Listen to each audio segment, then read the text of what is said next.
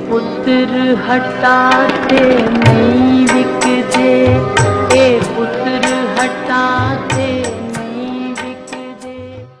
6 सितंबर का दिन हमें उन शोहदा की याद दिलाता है जो 1965 में दुश्मन के एक अचानक हमले को बहादुरी से नाकाम बनाते हुए अपनी जानें इस मादरे वतन पर निसार कर गए।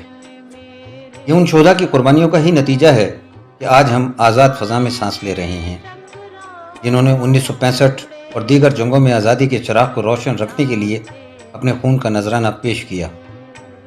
6 सितंबर 1965 की शब भारत की फ़ौज जंग का ऐलान किए बगैर बैनुल अक़वामी सरहद अबूर करके पाकिस्तान में दाखिल हुई थी।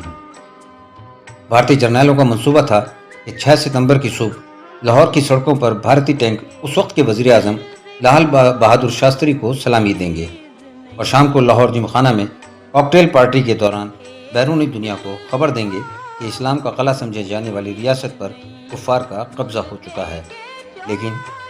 लेकिन भारत के इरादों और मंसूबों पर उस वक्त पानी फिर गया जब उनकी अफवाज को मुख्तलिफ महाजों पर शिकस्त और पसपाई की खबरें मिलने लगीं।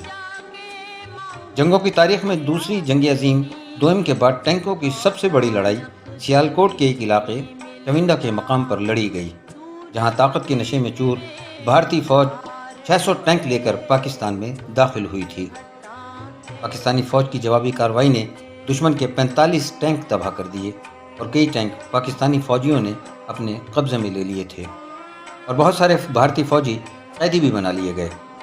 जंग का पांसा पलटते देखकर भारतीय फ़ौज हवास बाख्ता हो गई और टैंक छोड़कर फरार होने लगी। तो फ़ौज ने मौका पाते ही दुश्मन के इलाके में कई चौकियों पर कब्ज़ा कर लिया। हमेशा याद रहे कि इसीलिए चविंदा के मकाम को भारतीय टैंकों के लिए टैंकों का कब्रिस्तान कहा जाता है। लाहौर में फ़ौज की 150 सिपाहियों की एक कंपनी ने 12 घंटे तक हिंदुस्तान की 1500 फ़ौज को रोके रखा और हमारी पिछली फ़ौज को दिफा मजबूत करने का भरपूर मौका फराहम किया। क्या क्या बयान करूं। लाहौर के एक और महाज पर मेजर अजीज़ भट्टी पहरा दे रहे थे। वो उस वक्त लाहौर सेक्टर के इलाके बरकी में कंपनी कमांडर थे। मेजर अजीज़ मुसलसल 5 दिन तक भारतीय टैंकों के सामने सीसा पिलाई दीवार की तरह डटे रहे और बिलाखिर 12 सितंबर 1965 को भारतीय टैंक का गोला छाती पर खाया और जाम शहादत नोश कर गए। हमारी नौजवान नस्ल को ये मालूम होना चाहिए कि जंग सितंबर के दौरान भारतीय फ़ौज ने 17 दिन में 13 हमले किए थे। भारत की अफवाज तादाद और जंगी साजो सामान के हवाले से पाकिस्तान के मुकाबले में कई गुना ताकतवर थी, जबकि पाकिस्तानी फ़ौज तादाद और तैयारी के हिसाब से भारत से बहुत कम थी। लेकिन पाकिस्तानी जवानों ने अपनी जानों पर खेलकर मुसलसल 17 दिन तक दुश्मन को लाहौर में दाखिल होने से रोके रखा और उनके नापाक अज़ाइम को खाक में मिला दिया। पाकिस्तान की बर्री, बहरी और फ़ज़ाई अफवाज के बहादुर सपूतों में से कुछ के कारनामे तो ऐसे लाजवाल दास्तानें हैं कि जिन्हें रहती दुनिया तक जुर्रत और बहादुरी की जावेदां मिसालों के तौर पर याद रखा जाएगा। ऐसे ही एक जुर्रतमंद शहीद मेजर अजीज़ भट्टी की 1965 में छाती पर गोला खाकर जान की कुर्बानी देने वाले मुजाहिद को अजीम फ़ौजी एजाज़ निशान हैदर से नवाजा किया। 6 सितंबर तजदीद अहद का दिन है। हमें हर मुहाज पर अपने वतन का नाम रोशन करना और उसकी हिफाजत करनी है। ये अब हमारी जिम्मेदारी है।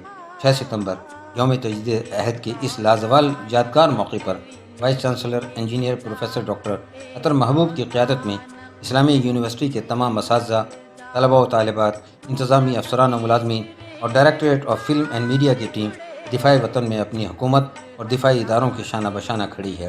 बहैसियत कौम हम सब मिलकर दुआ करते हैं कि अल्लाह ताला हमारे तमाम शुहदा की शहादतों को कबूल करे और इस्लाम के इस क़ला पाकिस्तान को महफूज और मुस्तहकम बनाए और वतन अजीज़ को दुश्मनों से बचा कर रखे।